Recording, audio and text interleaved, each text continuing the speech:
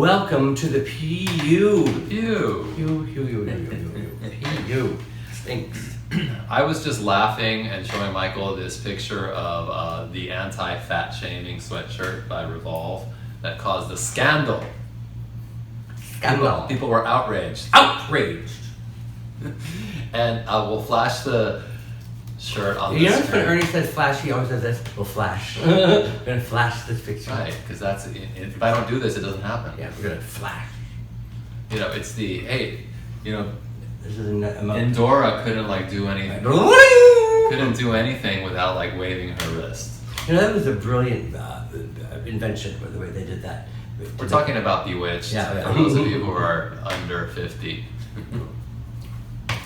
Are there any of them out there? Okay, anyway. So, are you flashing what? What are you flashing? So we're flashing the picture of the sweatshirt that caused an outrage because there was a little technical error when they did their photo shoot with 50 people. Is that what they're called? Were all 50 of them skinny? No, what happened is that they were trying to create an anti-fat shaming message by having this sweatshirt that says, being fat, isn't beautiful, it's an excuse. So they claim, Revolve claims that they were going to put that sweatshirt on a fat model, and then that way she would be owning her fatness, and it would be like a fat positive message to all the other fat people that, there's nothing wrong with being fat, that it's beautiful, and you're just gonna own all these nasty things that fat haters say against. So naturally they picked some pleasantly plump with voluptuously beautiful model to model the sweatshirt. Yeah, they picked that model, but then they didn't call her on the day of the shoot, and instead took the picture with some uber skinny anorexic model wearing the sweatshirt. Well, and how did that come off? Like I said, people were outraged. Outraged. I thought it was really funny. But yes, obviously some people... Ernie also thinks a discotheque at Auschwitz is funny. I do not think that, but I do think stepping on a banana and slipping is funny. Because every time I see a cartoon with that, I burst into laughter. So, likewise, this is the fashion equivalent of stepping on a banana and slipping on it, because they were intending to do one thing and they just totally fucked it up. It's really funny. But... Unless you happen to be the president of Revolve or the person who was in charge of the photo shoot. Because, how many people must have been at that photo shoot and nobody said, hey, maybe... Well, you don't know. Maybe they actually took, 99 pictures of voluptuous models, and then this one was taken as a lark by the photographer's girlfriend or something. Right, and that's the one that got picked. Well, because maybe there was some kind of disconnect between the editorial staff and as often is the case, headlines and huge disconnect are written by different people. So maybe the people who were laying it out saw all these pictures and they weren't even paying attention to what was on the sweatshirt, and they just saw the model and they thought, oh, well, she looks better in it, so they published that. That could have happened. It could happen to you. Well, if you're the owner of a large no, it's called plus size. Plus size, right. We'll be right back. And now a word from our sponsor.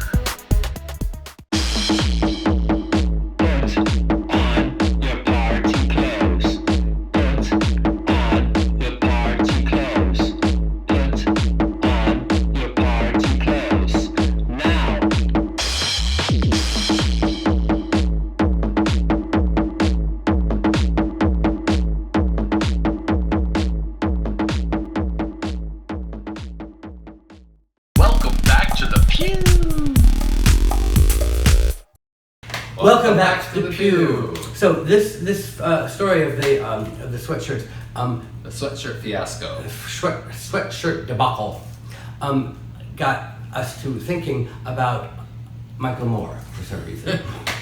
Well, Michael did earlier tell me about his story about he told us the story about the Michael Moore movie and getting kicked out of it, so he never saw the end of it. And I didn't get to tell you anything about the documentary. Well, you know what the documentary is about, I guess. And it was about all of the all of shenanigans that went down that ended up with us having to suffer through 4 years Donald Trump. And I actually have not suffered during President Trump's presidency. well, a lot of the things I think in the documentary, a lot of the points that were made in the documentary are points that Ernie, that I anyway, agree with, and that were very upsetting. Like a lot of the dishonesty and out and out lies that took place left me and probably a lot of other people thinking, something ought to be done about this, which is probably why nothing was done, because everybody's saying something ought to be done about it.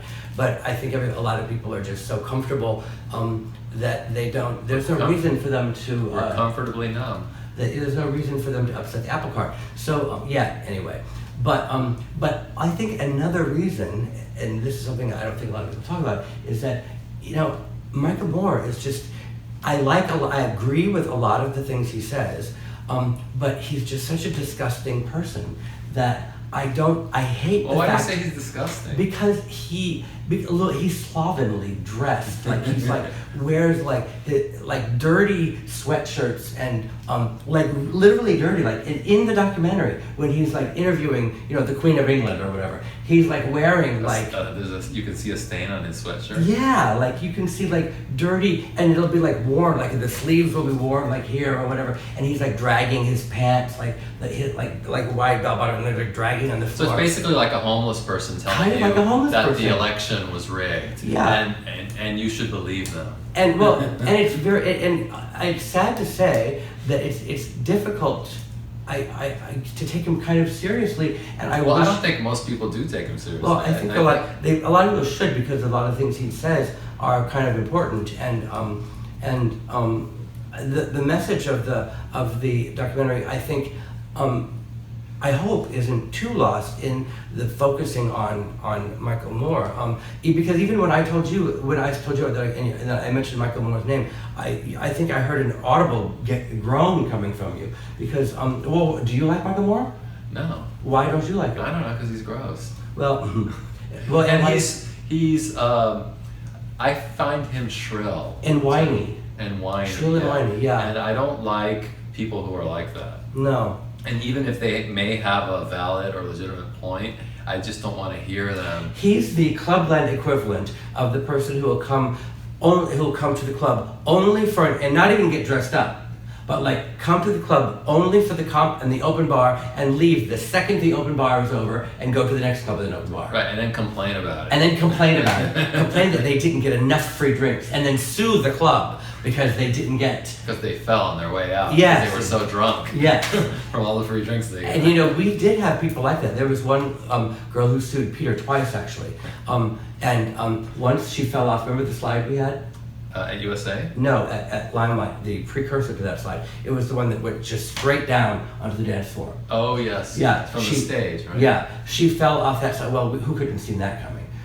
She fell off that slide, and then and she got $10,000. But she didn't even take him to court. And Peter, from then on, his favorite line was, "You know how to get $10,000? Walk up to a club owner and say you fell off a slide." Because it's easier to give him $10,000 than to take, to the court. To hire a lawyer. Then after she got that money, then she fell on the dance floor because she said she was wearing spike heels, and she was a large woman, and her heels, she was so large that her spike heels dug a hole in the dance floor. Yeah, in the dance floor, and her heel got caught in that hole, and she fell. So she sued us twice. Or she didn't actually sue us, she just got the $10,000 twice. Wow. And then we couldn't even not let her in. We were trying to ban her from the club, and we were afraid she was going to sue us for that the third time. Wouldn't that have been funny? So if you don't like Michael Moore, who do you like? Who do you think should be going around telling the world that the election was fixed? Yeah, well, I'm thinking, I don't think it's too much to ask that, maybe, what's her name? Giselle Bundchen and Tom Brady would be nice to make a documentary about Trump. I don't know. Do you think people would pay attention to Giselle, or would they just be looking at her breasts the whole time? Her breasts. That's a good question because the whole time I was just looking at Michael Moore's stained Stain. clothes. So what's more distracting? Well, I guess I'd stains rather on be your shirt distracted by or big boobs. Well, or something else. You forget Tom there, but I don't find him that sexy though. You know, he isn't. He's one of those people that the idea of him is sexy, and like I guess I don't even think in the a idea. mainstream. I don't even think the idea. Like to he's me, sexy. he reminds me of like the people who I didn't like in high school. He's sexy you know? in a Dash Rip Rock kind of way. You know Dash Rip Rock. Yeah, but those types of men were never nice. No, to I me know. Well, in high school or college. Oh, I didn't they were like, nice. They were I nice. didn't like them. They were nice to me in high school because I let them copy off my papers. Mm. I would sit next to them and they would copy off my papers. In fact, there was one in particular. His name was Carl Johansson, and he was so beautiful. He was exactly like what you would expect, like a Tom Ford or Tom Brady to be like as a kid.